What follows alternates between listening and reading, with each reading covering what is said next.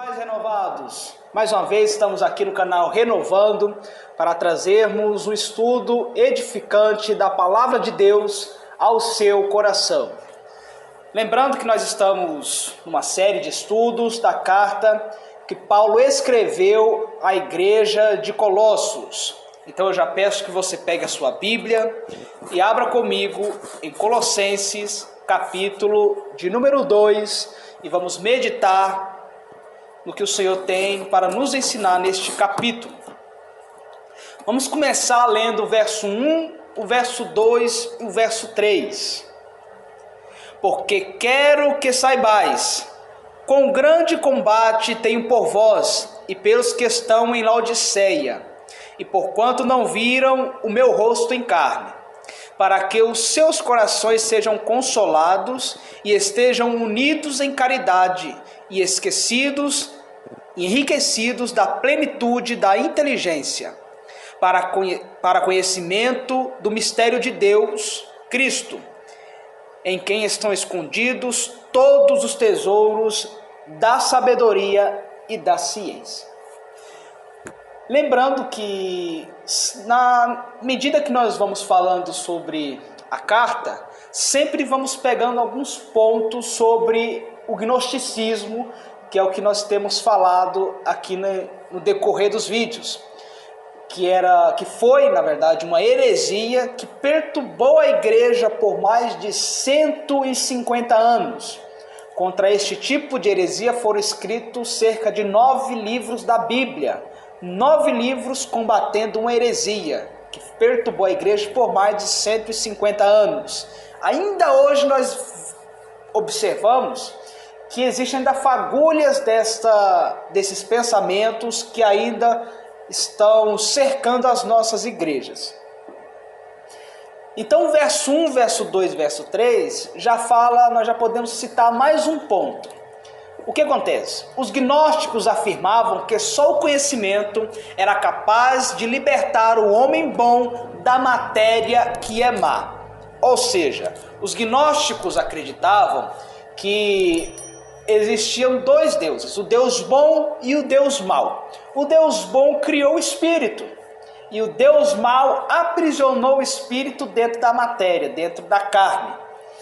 Então eles acreditavam que tinha essa luta entre o espírito e a carne, porém que foi esse Deus mau que criou a carne e aprisionou o espírito.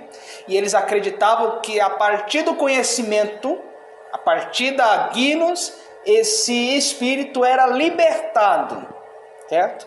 Então eles acreditavam que Cristo não era o Cristo, que Cristo significa ungido. O Messias, que foi Jesus Cristo, era apenas um mensageiro. Ele não era aquele que iria nos libertar, não, ele era apenas um mensageiro. Porque como poderia um Deus bom habitar dentro de uma matéria que é má? Então eles tinham esse pensamento. Aí o que acontece? Eles acreditavam que só o conhecimento iria libertar.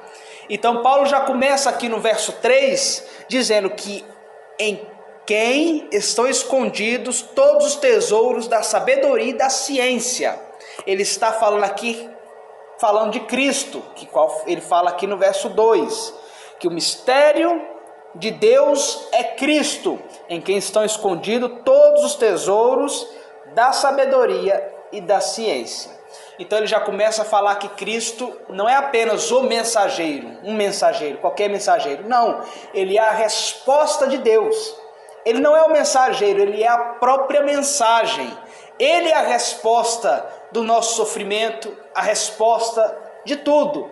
É o mistério de Deus.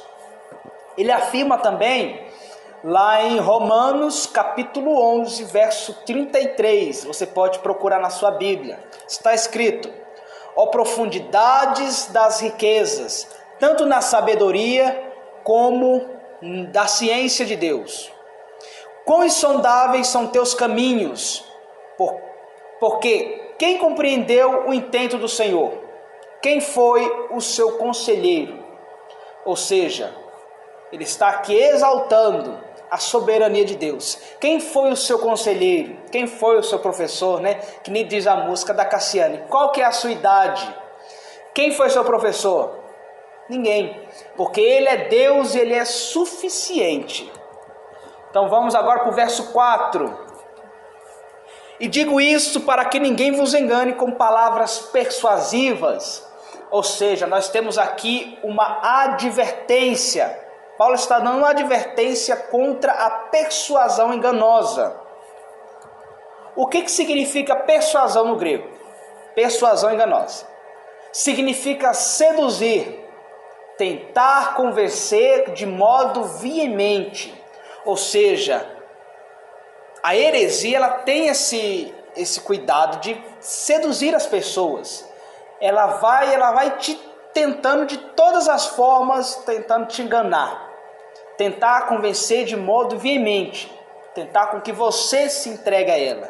É tanto que ela tem várias propostas que no final, que a início ela parece ser muito boas, mas que ao final só vão te afastar de Deus e te levar, quem sabe um dia até a apostasia da fé, apostatar da fé. Então nós temos a solene advertência, tomarmos cuidado. Verso de número 5, Paulo agora afirma, olha só o que está escrito: porque ainda que estejais ausente quanto ao corpo, contudo em espírito estou convosco, regozijando-me e vendo a vossa ordem e a vossa firmeza da fé em Cristo. Olha só que ele fala que está presente em espírito. Isso aqui não significa que o espírito de Paulo literalmente está passeando na igreja, vendo os irmãos. Não. Ele, quando ele fala presente em espírito, ele está dizendo: eu sei das coisas que acontecem aí. Porque devemos lembrar de que a igreja de Colossos ela foi fundada por Epáfras. Epáfras era discípulo de Paulo. Então Epáfras levava o que acontecia dentro da igreja em redor da cidade para Paulo. E Paulo assim escreveu as cartas sobre o relatório do que Epáfras dizia. Então ele estava presente em espírito no sentido de que ele sabia das coisas que estavam acontecendo. E se nós observarmos, olha só o que ele diz: regozijando-me e vendo a vossa ordem e a firmeza da vossa fé em Cristo. Observem que apesar dessa igreja estar cercada por bastantes pensamentos que vão de encontro à palavra de Deus, essa igreja permanece em ordem. É uma igreja que está também firme na fé em Cristo Jesus. Este é um perfil que nossa igreja de hoje, a nossa igreja contemporânea, tem que ter. Apesar das várias lutas que a igreja enfrenta, vários pensamentos que vão de encontro à Bíblia, a igreja tem que permanecer em ordem e firme na fé. Porque os irmãos vão de conver. Existem tantos pensamentos, tantos escândalos, tantas coisas que acontecem que atacam tanto a igreja, que as pessoas que estão fracas na fé observam tudo isso e no final chegam à seguinte conclusão: o que adianta estar aqui na igreja? É melhor estar lá fora. Nossa, se na igreja acontece tanta coisa, são pessoas que são mais falhas do que nós, é melhor ficar no mundo. E acaba que não é. Nós, da igreja de Cristo, precisamos nos manter firmes, apesar de todo escândalo, apesar de toda heresia que circular. Ela pode até circular na nossa igreja. Se nós não tomarmos cuidado, essas heresias podem até entrar dentro da igreja. Mas não é por isso que nós agora vamos largar tudo. Vamos embora da igreja. Não. A igreja, apesar de qualquer luta que ela passe, ela permanece em ordem e firme na fé em Cristo Jesus. Verso de número 6. Como, pois, recebestes o Senhor Jesus Cristo, assim também andai nele. Observe que esse é um dos versos que mais me tocou na carta de Colossenses, que é o andar em Cristo. No decorrer da caminhada, não sei se algum irmão já passou por essa experiência, porém no decorrer da minha caminhada eu já comecei, principalmente quando eu comecei, Comecei com várias pessoas que receberam a Cristo de maneira gloriosa, que chegaram a conhecer a Cristo de maneira tão maravilhosa. Só que no decorrer da caminhada, essas pessoas criaram dentro de si um perfil tão distorcido de quem é Deus, que no final das contas só levou essas pessoas a se afastarem de Deus. Pensamentos que elas pensaram que eram pensamentos coerentes com a palavra, só que no final foram afastando do Senhor, a ponto que essas pessoas, várias delas hoje, não estão nem mais na igreja, não estão em Jesus Cristo, o que é muito difícil de falar e de se ver, porque as pessoas vão criando um perfil tão diferente de quem é Deus, e no final largam Ele.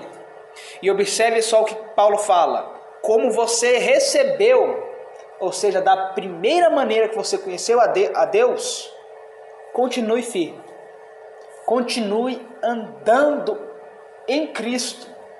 O que significa esse andar em Cristo? É o sentido diário, é no sentido diário. Ou seja, hoje eu vivi a plenitude com Jesus Cristo. Hoje eu vivi na vontade de Deus. Amanhã, se Deus permitir, também viverei. Depois de amanhã, se Deus permitir, também viverei. Porém hoje, o que nós encontramos são pessoas que hoje estão tão crentes, estão num nível espiritual tão grande, e amanhã não estão mais. Hoje estão alcançando coisas tão grandes de Deus, amanhã já não estão mais. Por que isso? Porque não leu esse versículo e não colocou em prática. Andar em Cristo é andar todos os dias. Você ser apaixonado por Jesus Cristo é você ser apaixonado todos os dias. O que está escrito no Salmo 128, verso 1? Bem-aventurado os que temem ao Senhor e anda nos seus caminhos. Ou seja, todos os dias andando no caminho do Senhor.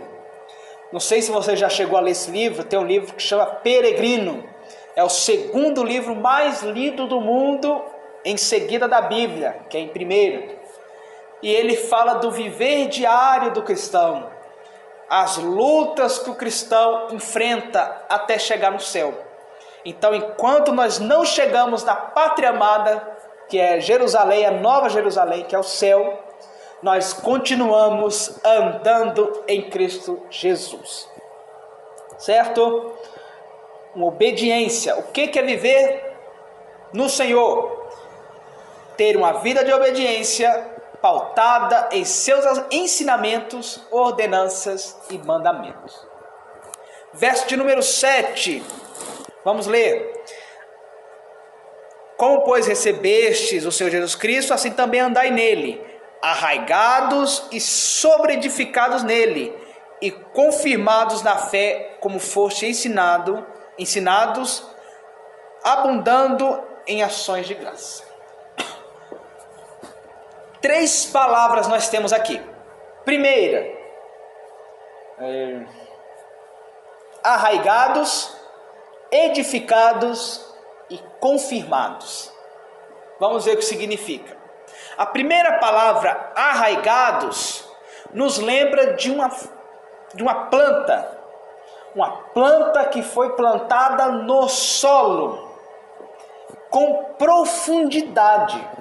Ou seja, ela não se abala por qualquer coisa.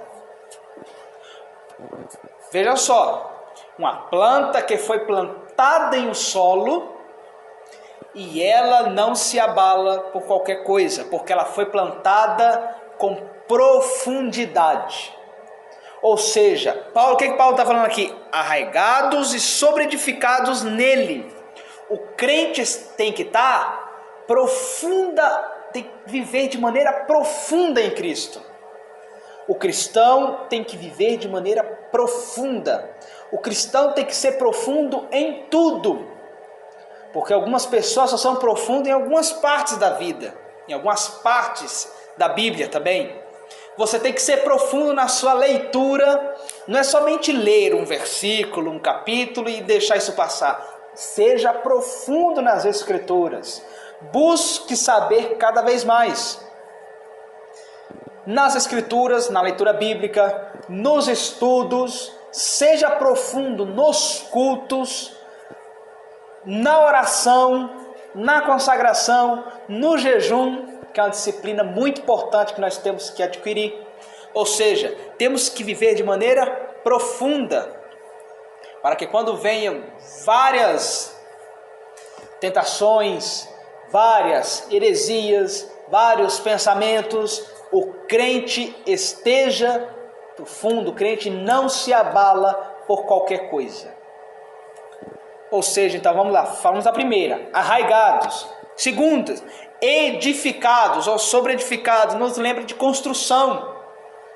Ou seja, o crente tem que estar edificado em quem? Em Cristo.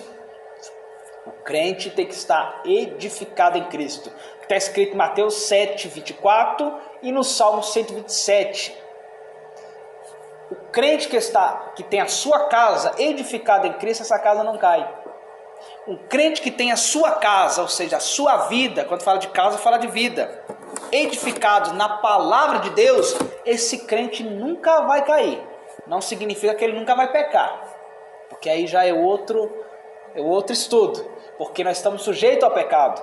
Mas uma coisa eu garanto, o crente que está edificado em Cristo, ele nunca vai negá-lo, nunca irá abandoná-lo, porque a casa dele foi construída em Deus, é construída na palavra. Esse crente nunca vai cair, nunca vai desviar da presença do Senhor, nunca vai largar Jesus, porque ele não tem mais para onde ir, né? Que nem diz a mosca, para onde eu irei, se eu não tenho mais para onde voltar?